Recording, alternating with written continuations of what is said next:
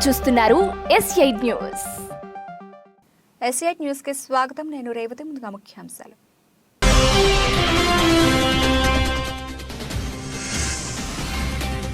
పుతిన్ను కలిసిన జైశంకర్, మోదీని ఆహ్వానించిన రష్యా అధ్యక్షుడు.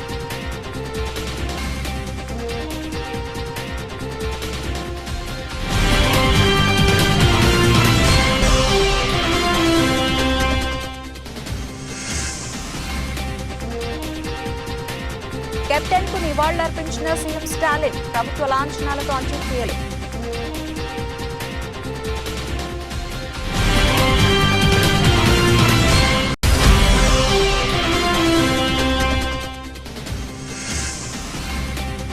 డంపర్ను ఢీకొట్టిన ప్రైవేటు బస్సు, 13 మంది సజీవ దహనం.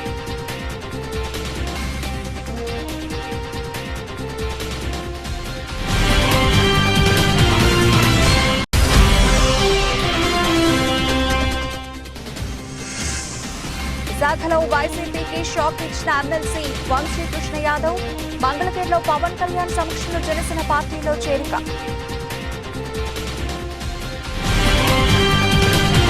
విదేశాంగ మంత్రి ఎస్ జైశంకర్ రష్యా అధ్యక్షుడు వ్లాదిమిర్ పుతిన్ ను కలిశారు. క్రెమ్లిన్లో ఆ ఇద్దరి భేటీ జరిగింది. అనేక అంశాలపై వాళ్లు చర్చించుకున్నారు. ఉక్రెయిన్ యుద్ధం గురించి కూడా చర్చించుకున్నట్లు చెప్పారు. వచ్చే ఏడాది తమ దేశానికి రావాలంటూ ప్రధాని మోదీకి పుతిన్ ఆహ్వానం పంపినట్లు జయశంకర్ తెలిపారు. స్నేహితుడు మోదీని తమ దేశానికి ఆహ్వానిస్తున్నామని పుతిన్ అన్నారు. రష్యాలో జయశంకర్ 5 రోజుల పర్యటనలో ఉన్నారు. ఆ దేశ విదేశాంగ మంత్రి సెర్గీ లావ్రోవ్ ను కూడా ఆయన కలిశారు. ఉక్రెయిన్ సంక్షోభాన్ని పరిష్కరించేందుకు ప్రధాని మోదీ తన స్థాయికి తగినట్లు ప్రయత్నం చేశారని పుతిన్ పేర్కొన్నారు. శాంతియుతంగా రష్యా సమస్యను పరిష్కరించినందుకు సహకరిస్తూ ఉన్న భారత్కు సమాచారాన్ని ఇవ్వడానికి సిద్ధంగా ఉన్నట్లు రష్యా అధ్యక్షుడు తెలిపారు. వచ్చే ఏడాది జరగనున్న వార్షిక సదస్సులో మోదీ పుతిన్ భేటీ అవుతారని మంత్రి జయశంకర్ వెల్లడించారు. ఆ ఇద్దరు నేతలు తరచూ టచ్లో ఉన్నట్లు చెప్పారు. భారత్ రష్యా మధ్య వాణిజ్య ఆదాయం పెరుగుతోందని పుతిన్ పేర్కొన్నారు. గత ఏడాదితో పోలిస్తే ఈ ఏడాది వృద్ధి రేటు అధికంగా ఉన్నట్లు ఆయన తెలిపారు. తమిళ స్టార్ నటుడు డిఎండికే అధినేత కెప్టెన్ విజయకాంత్ కు తమిళనాడు ముఖ్యమంత్రి ఎంకే స్టాలిన్ నివాళులర్పించారు. చెన్నైలోని విరుగంబాకంలో నటుడి నివాసానికి చేరుకున్న సీఎం కెప్టెన్ భౌతిక కాయంపై పూలు ఉంచి నివాళులర్పించారు. అనంతరం కుటుంబ సభ్యులను పరామర్శించారు. ప్రభుత్వ లాంఛనాలతో విజయకాంత్ అంత్యక్రియలు నిర్వహించనున్నట్లు ఈ సందర్భంగా స్టాలిన్ వెల్లడించారు. కెప్టెన్ విజయకాంత్ తీవ్ర అనారోగ్యంతో బాధపడుతూ గురువారం ఉదయం చెన్నైలోని ఓ ఆసుపత్రిలో చికిత్స పొందుతూ ప్రాణాలు కోల్పోయిన విషయం తెలిసిందే. ప్రస్తుతం ఆయన వయసు 71 ఏళ్లు. కెప్టెన్ మృతి వార్త తెలుసుకున్న సినీ రాజకీయ ప్రముఖులు, అభిమానులు సోషల్ మీడియా ద్వారా సంతాపం ప్రకటిస్తున్నారు. మరోవైపు విజయకాంత్ మృతదేహాన్ని అభిమానుల సందర్శనార్థం కోయంబేడులోని డిఎండికే కార్యాలయానికి తరలించారు. మధ్యప్రదేశ్లోని గుణాలో ఘోర రోడ్డు ప్రమాదం జరిగింది. బుధవారం అర్ధరాత్రి దాటిన తర్వాత గుణ ఆరోన్ రహదారిపై ఎదురుగా వస్తున్న డంపర్ను ప్రైవేటు బస్సు ఢీకొట్టింది. దీంతో బస్సులో ఒక్కసారిగా మంటలు చెలరేగాయి.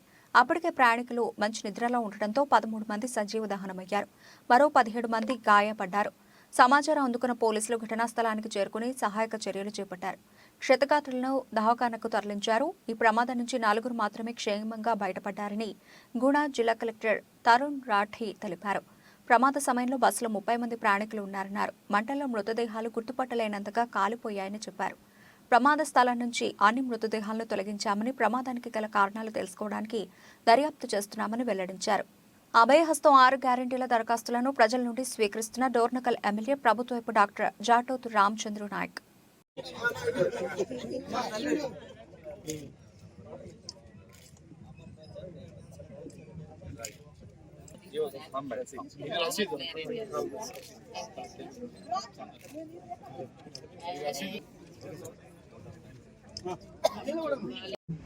మాట ఇచ్చినట్టుగానే ప్రమాణ స్వీకారం రోజునే అభయహస్తం 6 గ్యారంటీల రైలుపై తొలి సంతకాన్ని చేసింది మన ప్రభుత్వం.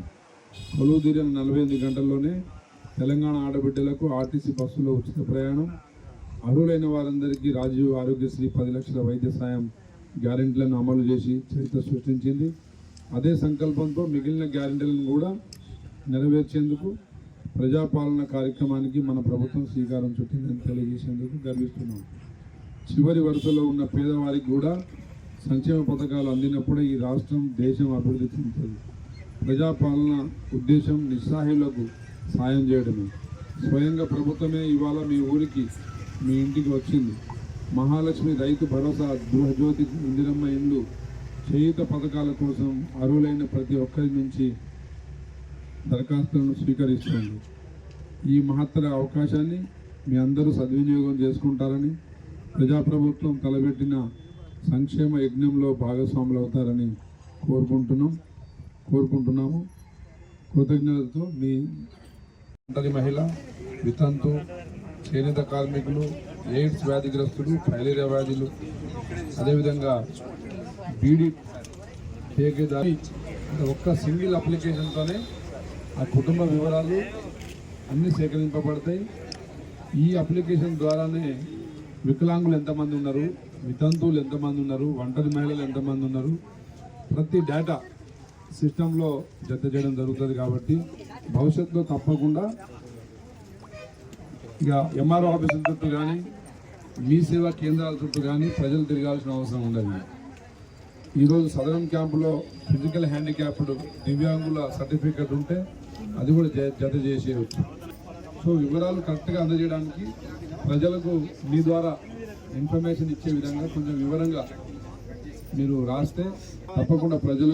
రైతుల సంక్షేమానికి ప్రాథమిక వ్యవసాయ సహకార సంఘం కృషి చేస్తుందని ఎమ్మెల్యే ప్రకాష్ గౌడ్ అన్నారు. గురువారం శంషాబాద్ మండల పరిధిలోని మల్కారం గ్రామంలో ఉమ్మడి రంగారెడ్డి జిల్లా DCC director, Malkaram PSCS chairman Murukunta Satish ఆధ్వర్యంలో నూతనంగా నిర్మించిన కోల్డ్ స్టోరేజ్ గోడౌన్ నిర్మాణాన్ని ఎమ్మెల్యే ప్రకాష్ గౌడ్ ప్రారంభించారు. ప్రజల నుండి నేర్చుకోవాలి. ఆనాడు మనం ఎంతో కష్టపడి తెలంగాణ తెచ్చుకున్నాం. తెలంగాణ తెచ్చుకున్న తర్వాత మన ముఖ్యమంత్రి గారు ఒకటే ఆలోచన ఉండే, ప్రజలకు అందరూ కూడా తెచ్చుకున్న తెలంగాణను సుఖ సంతోషంతో ఉండాలి. నేను కాళేశ్వరం కానీ ఇవన్నీ ప్రాజెక్టులు కట్టి కోట్లాది రూపాయలు పెట్టి వాళ్ళు తీసుకొచ్చి చాలామంది చాలా మాట్లాడతారు, మీరు ఇంటుంటారు టీవీలలో. మనం కూడా ఇంకో 100 రోజుల దాకా ఎవరితో మాట్లాడద్దు, ఎవరి గురించి అనవద్దు అనేది కూడా మనం కూడా ఒక ఆలోచిస్తున్నాం. ప్రభుత్వం మంచి పని చేస్తే మనం కూడా స్వాగతిస్తాం. మంచి పని చేయకపోతే కూడా కనవలసింది ఎవరో కానీ దానివల్ల మనకందరూ కూడా మేము నష్టం జరిగింది ఏం లేదు, మీ అందరూ కూడా తెలుసు. ఇదే పట్టుదల మనం అందరూ కూడా మీ సర్పంచ్ ఎలక్షన్ని కానీ, ఎంపీ ఎలక్షన్ని కానీ, జడ్పీటీసీ అని కానీ, ఎంపీపీ అని కానీ బలంతో మీరు ఉండవలసిన బాధ్యత మీలో ఉన్నది. మనకు సైన్యం ఎక్కువ ఉన్నది, పోరాటం కూడా తక్కువ ఉంటుంది, సైన్యం ఎక్కువ ఉన్నది, ఈజీగా చేయగలుగుతాం. ఏ పని చేసినా మంచిగా గెలవగలుగుతాం. మహబూబాబాద్ జిల్లా కలెక్టరేట్లో జిల్లా కలెక్టర్ కె శశాంక అధికారులతో కలిసి విలేకరుల సమావేశం నిర్వహించి మాట్లాడుతూ, రేపటి నుండి తెలంగాణ రాష్ట్ర ప్రభుత్వం ప్రజాపాలనలో భాగంగా 6 గ్యారెంటీల అమలుకు దరఖాస్తులు స్వీకరించబడతాయని, ప్రతి గ్రామంలో అర్హులైన ప్రతి ఒక్కరూ ఈ దరఖాస్తును పూర్తి చేసి కౌంటర్లో అందించి రసీదు స్వీకరించాలని, ఎవరు ఏ అనుమానాలు ఉన్నా సంబంధిత అధికారి వద్ద నివృత్తి చేసుకోవాలని, ఇదే దరఖాస్తు దశ మాత్రమే అని, ప్రభుత్వ నిబంధనలకు లోబడి లబ్ధిదారులకు ప్రభుత్వ పథకాలు అమలు చేయబడతాయని, కావున ప్రతి ఒక్కరూ 6 గ్యారెంటీలకు సంబంధించి దరఖాస్తు చేసుకోవాలని సూచించారు. ఈ 3 వాక్యాలను మళ్ళీ మీరు మననం చేసుకుంటారు. జనరల్ కౌంటర్ వాళ్ళకు రసీదు ఇస్తారా?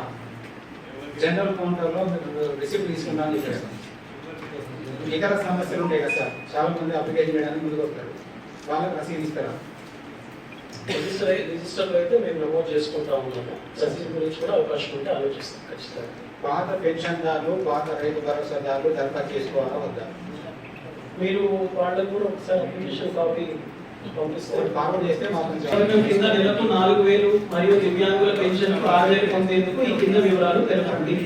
ప్రస్తుతం పెన్షన్ పొందితే అప్లికేషన్ పొంది జరిగితే మీరు కూడా చాలా మందికి అవగాహన కల్పించిన వాళ్ళు అప్లికేషన్ అనేది రాసు పెన్షన్ సంబంధించిన వాళ్ళు వస్తున్న వాళ్ళు ఇప్పుడు తీసుకుంటున్న వాళ్ళు మళ్ళీ దరఖాస్తు చేయాల్సిన అవసరం లేదు.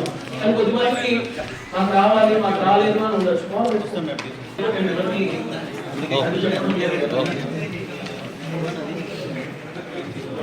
పొట్టి శ్రీరాములు బొమ్మ ఆవరణలో బుధవారం విద్యాశాఖ సమగ్ర శిక్ష కాంట్రాక్ట్ అవుట్సోర్సింగ్ అన్ని విభాగాల ఉద్యోగుల నిరవధిక 8వ రోజు సమ్మెలో భాగంగా అవుట్సోర్సింగ్ ఉద్యోగులంతా మానవహారంతో తమ నిరసనను తెలియజేశారు. అనంతరం జేఏసీ అధ్యక్షులు మురళీకృష్ణ మాట్లాడుతూ, ముఖ్యమంత్రి జగన్మోహన్ రెడ్డి ప్రతిపక్ష నాయకులుగా పాదయాత్రలో భాగంగా ఇచ్చిన మాటను నిలబెట్టుకోవాలని, మాట తప్పని ముఖ్యమంత్రిగా ఉండాలని జేఏసీ తరఫున అభ్యర్థిస్తున్నామన్నారు.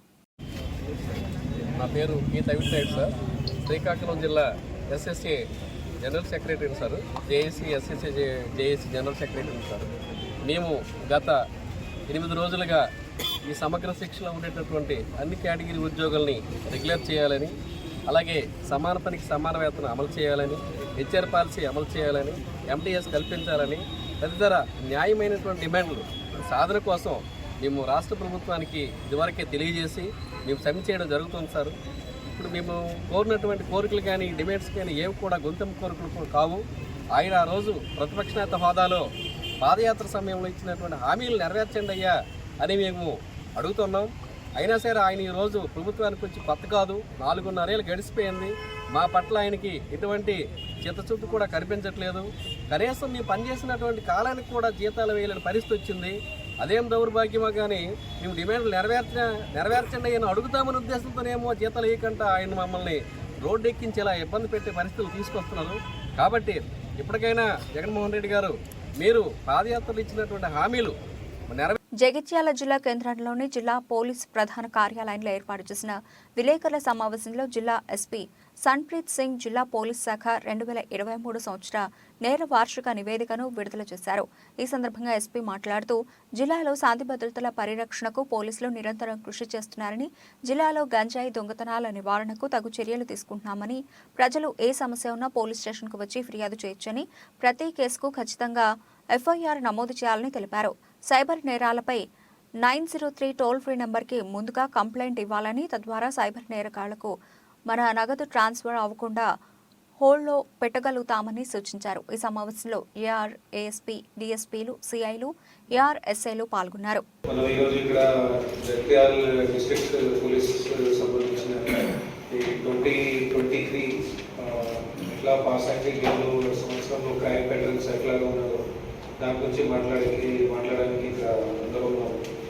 సో ఈ ఇయర్ మొత్తం చూస్తే మోస్ట్లీ కదా సంవత్సరానికి కంప్లీట్ అయిపోయింది.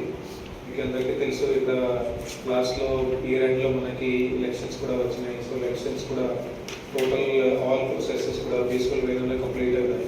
ఇక్కడ కూడా ఎలాంటి కూడా ఇష్యూ కావాలి. సో మనము ఈ క్రైమ్ డీటెయిల్స్లోకి వెళ్తే అది 23లోని ఓవరాల్ క్రైమ్ మనం చూస్తే లాస్ట్ ఇయర్ కంటే 22 కంటే దాదాపు ఉంది, జస్ట్ 1% రిడక్షన్ వచ్చింది.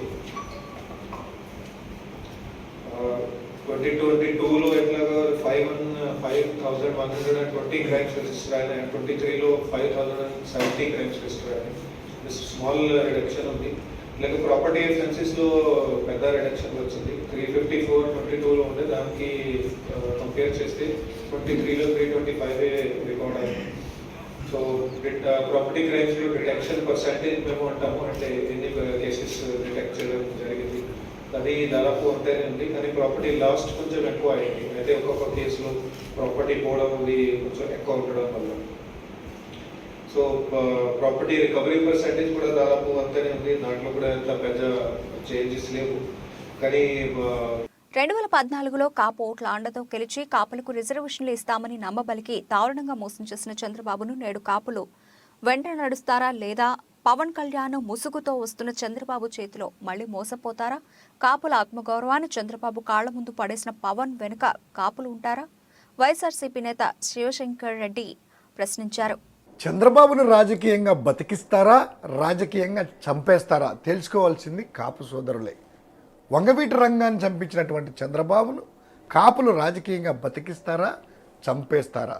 కాపులకు రిజర్వేషన్లు ఇస్తానని మోసం చేసి 2014లో ఓట్లు వేయించుకున్న తర్వాత కాపులను చీపురు పుల్లలా ఇసిరి పడేసిన బాబుని కాపులు రాజకీయంగా చంపేస్తారా, బతికేస్తారా?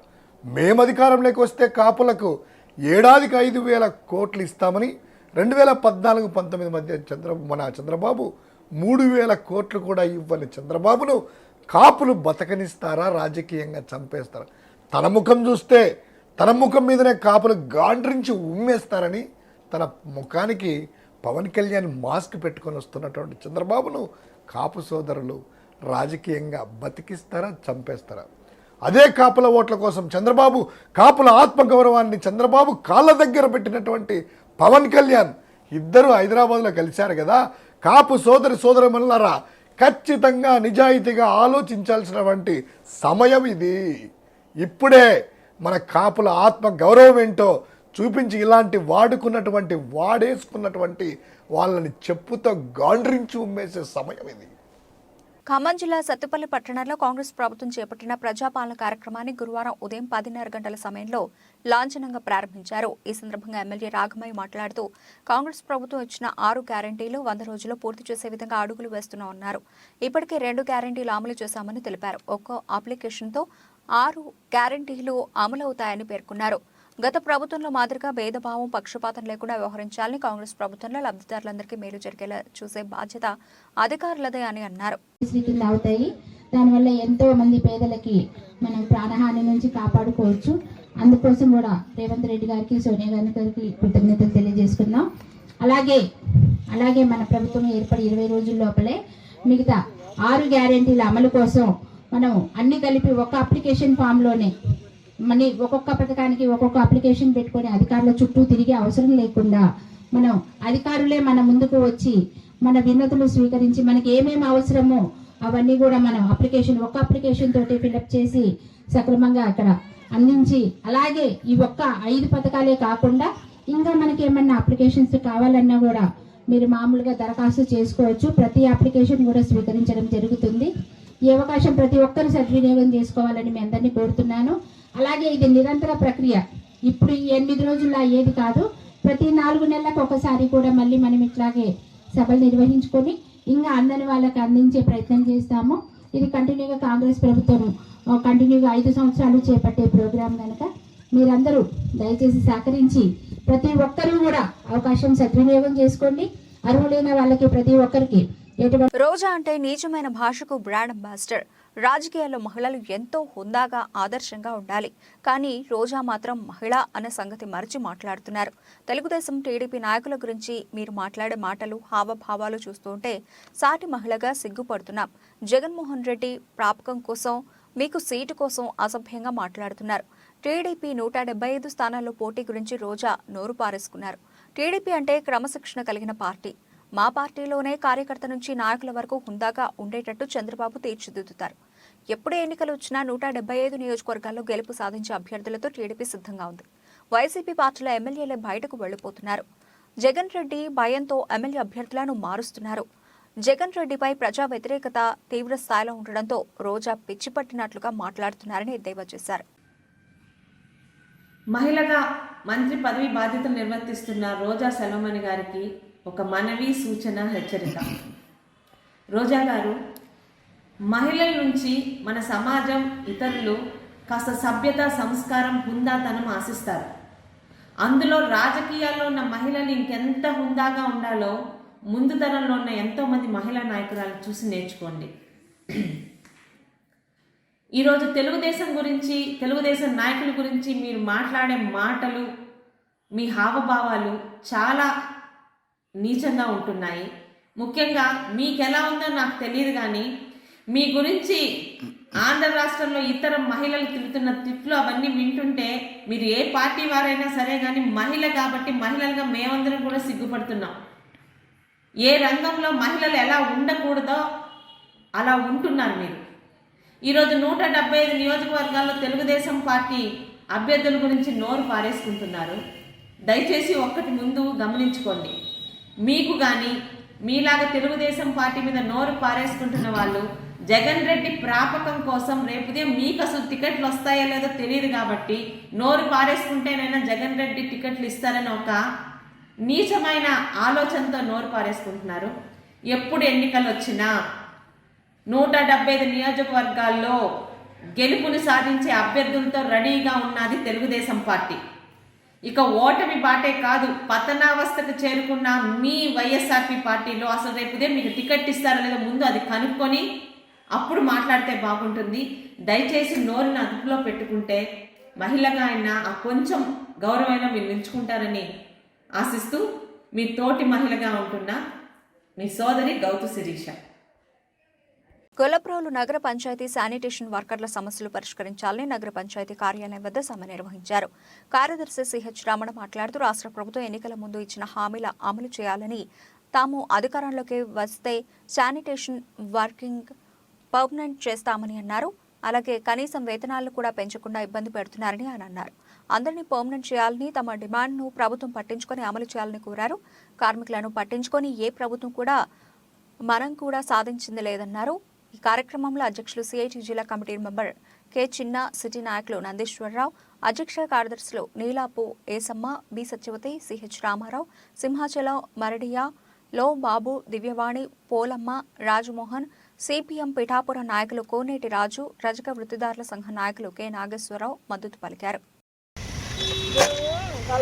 మున్సిపల్ కార్యక్రమం అయితే మాకు మీరు పాదయాత్ర చేసేటప్పుడు మాకు అన్ని హక్కులు ఇస్తానని అన్నారు. కానీ ఇప్పటికొచ్చి మాకు ఏ ధర్మం జరగలేదు. అయినా వయసున బిడ్డలు ఉన్నారు. మేము ఇప్పటికీ కూడా కష్టపడి ఆ బిడ్డలు పోషించుకుంటున్నాం. ఒక పని పాటలు కూడా కల్పించలేదు. మీరు వచ్చిన తర్వాత, మీరు పాదయాత్ర చేసిన తర్వాత అన్ని హామీలు ఇస్తానని వాగ్దానం పలికినా సరే మేము అలాగే సరిపెట్టుకొని పోయాం. ఇప్పటికి కూడా మాకు మీరేమీ చెప్పలేదు, జవాబు చెప్పలేదు. ఈ సమ్మెలు ఎందుకు చేస్తున్నామంటే మీరు మాకు సొంతంగా పర్మిట్లు చేస్తారని ఆశపడి ఎదురు చూస్తున్నాం.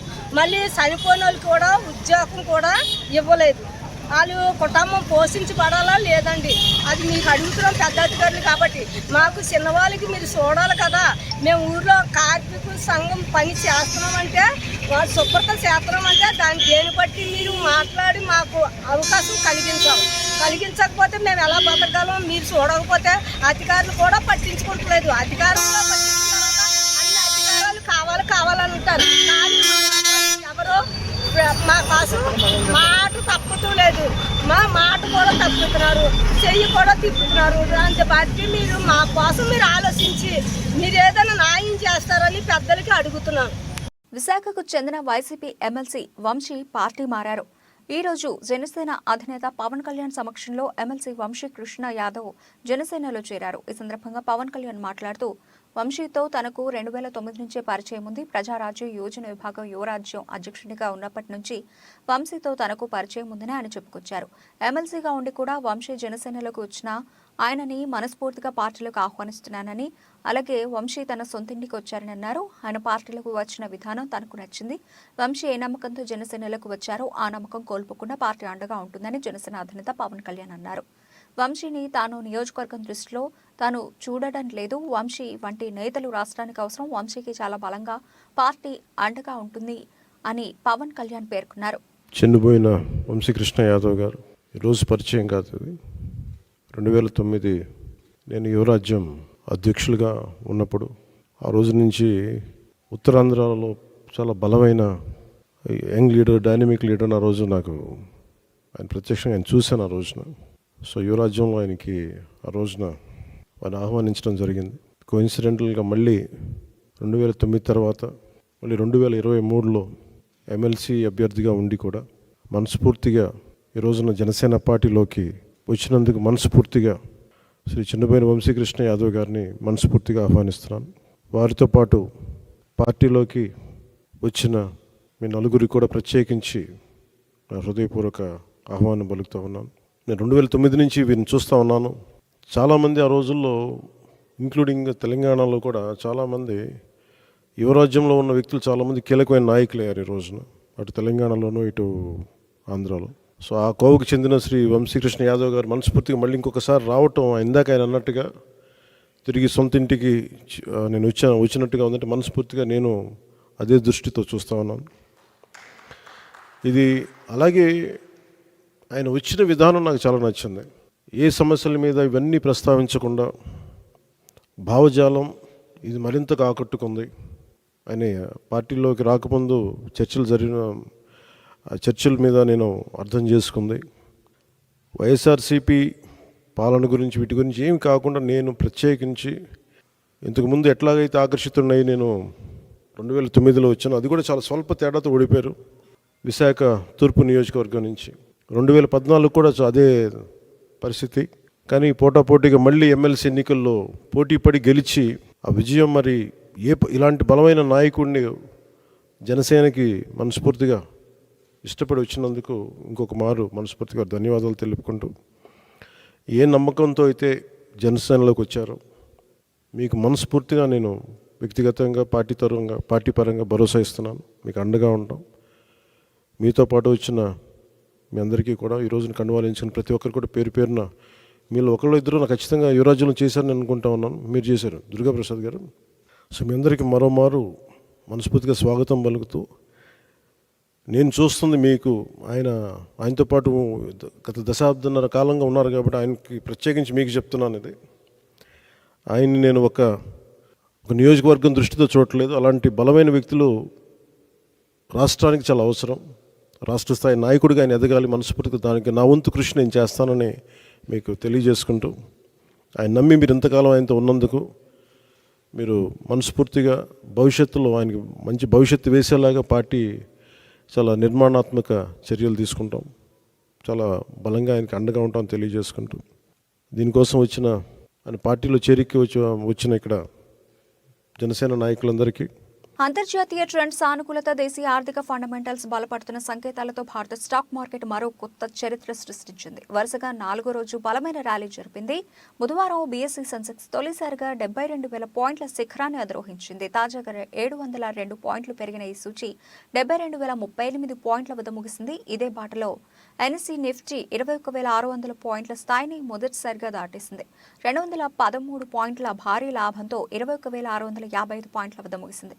గత వారం ప్రథమార్థంలో చవిచూసిన నష్టాల నుంచి మార్కెట్ సులభంగా కోలుకోవడమే కాకుండా కొత్త రికార్డు స్థాయిల్ని చేరిందని, అంతర్జాతీయంగా ద్రవ్యోల్బణం తగ్గుతున్న కారణంగా యుఎస్ ఫెడరల్ రిజర్వ్ త్వరలోనే వడ్డీ రేట్లను తగ్గిస్తుందని ఆశాభావంతో శాంటర్ ర్యాలీ జరుగుతున్నదని Geojit financial services research head Vinod Nair చెప్పారు. దేశంలో భారత్తో జరుగుతున్న తొలి టెస్ట్లో దక్షిణాఫ్రికా 2వ రోజు స్పష్టమైన ఆధిపత్యాన్ని ప్రదర్శించింది. భారత్ను 245 పరుగులకే పరిమితం చేసిన దక్షిణాఫ్రికా 2వ రోజు ఆ స్కోరును అధిగమించడంతో పాటు ఆధిక్యాన్ని సొంతం చేసుకుంది.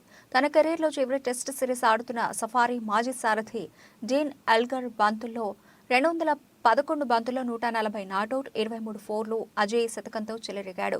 అతడికి తోడుగా తొలి టెస్ట్ ఆడుతున్న డేవిడ్ బెడింగ్హామ్ అర్ధ సెంచరీతో రాణించడంతో 2వ రోజు ఆట ముగిసే సమయానికి దక్షిణాఫ్రికా 66 ఓవర్లలో 5 వికెట్ల నష్టానికి 256 పరుగులు చేసింది. ప్రస్తుతం సఫారీలు 11 పరుగుల ఆధిక్యంలో ఉన్నారు. బులెటిన్ ముగించే ముందు హెడ్లైన్స్ మరోసారి.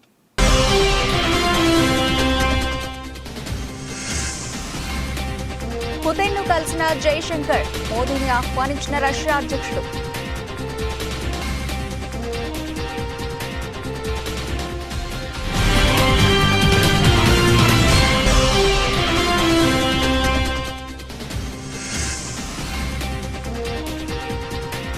కెప్టెన్ కు నివాళులర్పించిన సీఎం స్టాలిన్, ప్రభుత్వ లాంఛనాలతో అంత్యక్రియలు.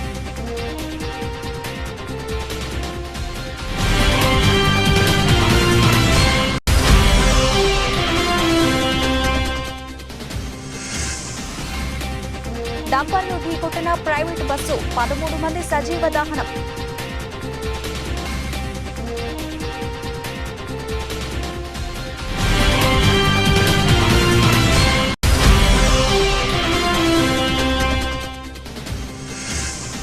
విశాఖలో వైసీపీకి షాక్ ఇచ్చిన ఎమ్మెల్సీ వంశీ కృష్ణ యాదవ్, మంగళగిరిలో పవన్ కళ్యాణ్ సమక్షంలో జనసేన పార్టీలో చేరిక.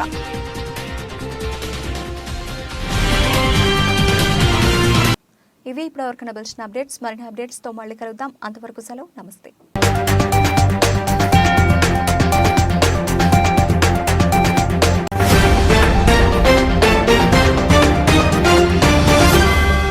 మీరు చూస్తున్నారు S8 న్యూస్.